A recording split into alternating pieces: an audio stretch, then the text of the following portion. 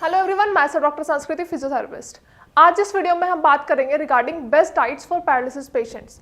Paralysis patients को कौन कौन सी डाइट लेनी चाहिए और स्पेशली डाइट में कौन कौन से जूसेस लेने चाहिए, वो आज हम अपनी वीडियो में डिस्कस करेंगे।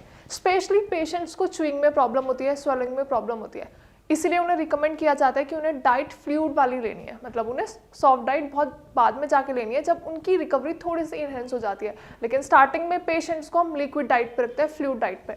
अब उसमें ज़रूरी क्या है कि जो आप फ्लूइड्स ले रहे हो, क्या उनसे बॉडी को न्यूट्रिएंट्स मिल रहे हैं, क्या बॉडी को प्रोटीन मिल रहा है, जिससे वो रिकवरी अपनी अच्छे से शो कर सके, बॉडी का मेटाबॉलिज्म बूस्टअप कर सके और इम्यूनिटी अच्छी रह सके।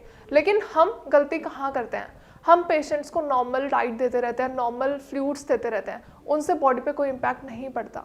तो स्पेशली हमें ये ध्यान रखना है कि हम जो भी फ्लूइड्स अपने पेशेंट्स को दे रहे हैं वो इनरिच होने चाहिए प्रोटीन में और विटामिन्स में, क्योंकि जब तक बॉडी में प्रोटीन नहीं होगा हमारी बॉडी बूस्टअप नहीं करेगी। पेशेंट्स को कहीं से भी एनर्जी नहीं मिलेगी, कहीं से भी स्ट्रेंथ नहीं मिलेगी और वो बहुत ज़्यादा लेजी रहते हैं, लेथार्जिक रहते हैं, उन्हें कोई एक्टिविटी करने का मन नहीं करता। जब भी हम उन्हें बोलेंगे कि एक्सरसाइजेस परफॉर्म कर लो या फिर उठ जाओ, बैठ जाओ, करवट ले लो, तो पेशेंट्स कोई भी एक्टिविटी में सपोर्ट नहीं करते हैं। उसका सबसे बड़ा रीज़न क्या है? उनकी डाइट। क्योंकि जब तक हमारी बॉडी को कुछ एसेंशियल नहीं मिलेगा, कुछ हेल्दी नहीं मिलेगा, तब तक बॉडी में स्ट्रेंथ नहीं आएगी और बॉडी से हम एक्सपेक्ट नहीं कर सकते कि बॉडी हमें कोई भी वर्कआउट दे। तो स्पेशली ज़रूरी है कि आप कौन सी फ्लूइड डाइट अपने पेशेंट्स को दे रहे हो। अब इस वीडियो में मैं यही बताऊंगी कि कौन सी इंपॉर्टेंट डाइट्स हैं। सबसे पहले अगर हम बात करते हैं तो pineapple juice. Pineapple juice paralysis patients के लिए बहुत ज़्यादा ज़रूरी है। क्यों ज़्यादा ज़रूरी है? क्योंकि पैरालिसिस के पेशेंट्स में at times what happen, pain होता है, लेकिन पेशेंट्स उस पेन को समझ नहीं पाते।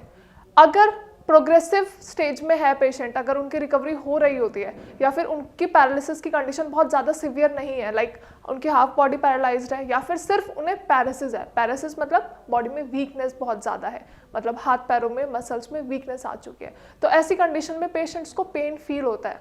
तो उसमें हम प्रिस्क्राइब करते हैं कि गो फॉर पाइनएप्पल जूस, क्योंकि पाइनएप्पल जूस में एक एंजाइम होता है ब्रोमिलेन, वो एंजाइम बहुत ज़्यादा हेल्प करता है पेन को रिड्यूस करने में।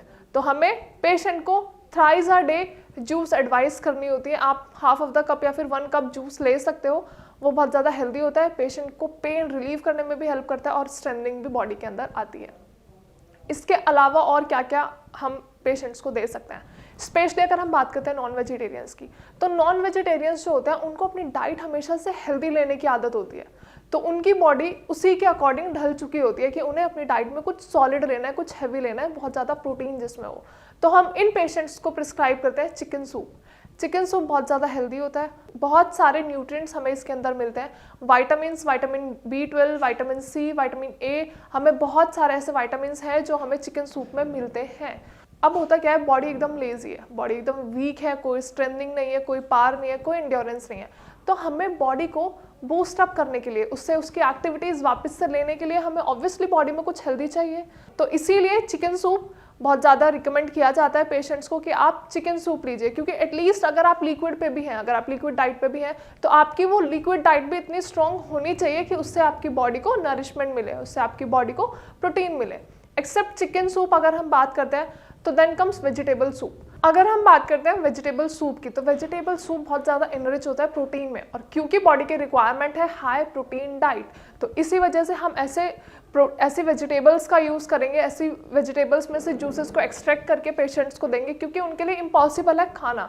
तो जब हमें पेशेंट्स को ऑलरेडी लिक्विड डाइट पर रखा हुआ है, तो एटलीस्ट हम उन्हें वो वाली डाइट दें, वो वाले लिक्विड फ्लूइड्स दें जो स्पेशली उनकी बॉडी में प्रोटीन की मात्रा को हाई रखे, ताकि पेशेंट लेथार्जिक फील ना करें, इरिटेटेड ना रहे, और उनका जो भूख है, जो बॉडी की रिक्वायरमेंट है, जो स्पेशली बॉडी को खाना तो चाहिए ऑब्वियसली, तो वो रिक्वायरमेंट भी पूरी होती रहे लिक्विड डाइट से ही। जब भी पेशेंट्स हमें श्रेयाज में विजिट करते हैं तो स्पेशली उनका एक क्वेश्चन होता है कि मैम क्या कोई ऐसा सूप या फिर कोई ऐसा जूस है जो स्पेशली वेजिटेरियंस ले सकते हैं? क्योंकि अगर हम बात करें चिकन सूप की तो ऑब्वियसली वेजिटेरियन नहीं लेते हैं, तो अगर हम बात करें ऐसे सूप की जो वेजिटेरियंस ले सकते हैं, तो बहुत कॉमन है, बहुत ऑब्वियस है, हमेशा वेजिटेरियंस की जो डाइट है वो ज़्यादा प्रेफरेबल होती है दाल में। तो आप दाल सूप का यूज़ कर सकते हो, लेकिन कैसे? सूप बहुत ज़्यादा थिक होना चाहिए, उसके अंदर पानी का अमाउंट ज़्यादा होना चाहिए, क्योंकि हमें लिक्विड ज़्यादा रखना है।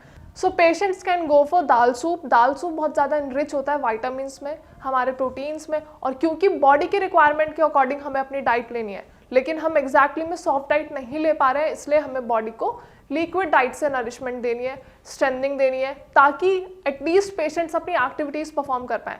क्योंकि जब तक बॉडी में न्यूट्रिएंट्स की कमी है, प्रोटीन की कमी है, तो हम एक्सपेक्ट नहीं कर सकते किसी भी पैरालिसिस पेशेंट से कि वो एटलीस्ट चल फिर पाए या फिर उठ के बैठ पाए, और एक्सरसाइजेस करना तो बहुत दूर की बात है। क्योंकि आप सभी को पता है, जब भी पैरालिसिस के पेशेंट्स को हम देखते हैं या फिर हमारे पास पेशेंट्स आते हैं, तो वो ऑलरेडी बहुत ज़्यादा वीक होते हैं, उनकी एक्टिविटीज़ पहले से परफॉर्म नहीं हो पा रही होती, उनकी रेंज ऑफ मोशन भी नहीं हो पा रहा होता, कोई भी एक्सरसाइज, कोई भी मूवमेंट वो खुद से परफॉर्म नहीं कर पाते हैं। तो उसके लिए उस केस में हमें ये ध्यान रखना है कि एटलीस्ट जो हम पेशेंट को खाना पीना दे रहे हैं, तो उसमें जो डाइट दे रहे हैं उसमें प्रोटीन की मात्रा बहुत ज़्यादा होनी चाहिए, क्योंकि बॉडी लैक कर रही होती है प्रोटीन के अमाउंट में। तो हमें उनकी डाइट में प्रोटीन रिच रखना है, न्यूट्रिएंट्स रिच रखना है, ताकि बिना खाना खाए भी उन्हें एटलीस्ट डाइट से, फ्लूइड डाइट से वो न्यूट्रिएंट्स और वो प्रोटीन अपनी डाइट में मिल सकें। अगर वीडियो के रिगार्डिंग कोई भी क्वेरी है, कोई भी क्वेश्चन है, या फिर आपको कुछ समझ में नहीं आ रहा है, बीइंग अ पैरालिसिस पेशेंट्स कुछ ऐसी पर्टिकुलर चीज़ें हैं जो आपको नहीं समझ आ रहा है, या फिर आप मेडिकेशंस कहीं और से ले रहे हो लेकिन आपको कोई ट्रीटमेंट नहीं दिख रहा है, कोई रिकवरी नहीं दिख रही है, और स्पेशली अगर आपको डाइट से रिलेटेड भी कोई प्रॉब्लम है, एज वेल एज मेडिकेशन से रिगार्डिंग कोई प्रॉब्लम है, एंड एक्सरसाइजेस से रिगार्डिंग कोई भी प्रॉब्लम है, तो आप हमारे डॉक्टर से free of cost directly consult कर सकते हैं, या उसके अलावा आप नीचे दिए गए नंबर पर भी कॉल कर सकते हैं, एंड कमेंट सेक्शन में भी अपनी क्वेरीज मेंशन कर सकते हैं। Thank you so much.